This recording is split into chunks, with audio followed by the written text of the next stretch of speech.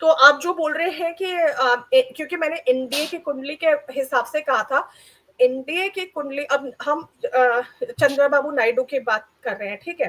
तो नायडू जी के एनडीए की कुंडली में भी, क्योंकि केतु का गोचर अभी एनडीए की कुंडली के तृतीय भाव से हो रहा है, जहां पे दृष्टि पड़ रही है चंद्रमा की, शनि बुध और मंगल है वहां पे 11वें भाव में। तो कहीं ना कहीं ये एनडीए का भी जो फॉर्म है वो चेंज हो सकता है, इन द सेंस कि क्योंकि केतु, मैंने भी बताया था, केतु चीजों को तोड़ता है, अलग करता है, विच्छेद लाता है।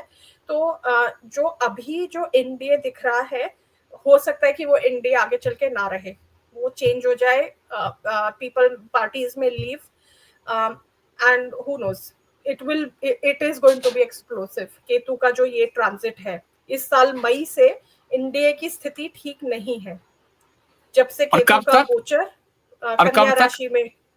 ये होगा अगले साल के दिसंबर तक, 18 महीने का गोचर होता है केतु का। तो आपने तो 26 में बताया ही है कि 26 में गवर्नमेंट में भी बदलाव आ सकता है, तो वो एनडीए वही बताया आपने।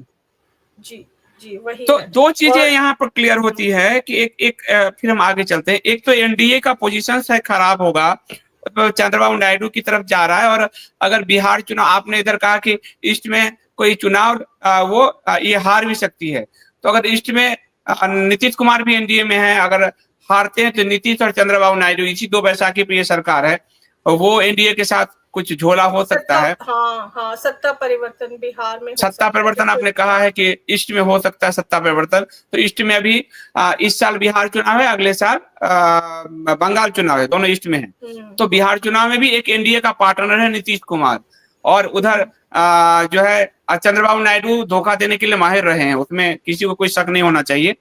तो एनडीए में बदलाव आ सकता है, एनडीए सत्ता से पीछे हट सकती है। तो आपने जो शुरू से कहा है, मोदी 3.0 से बताया है कि 2026 में ये सरकार जा सकती है, ये आपने शुरू से कहा है।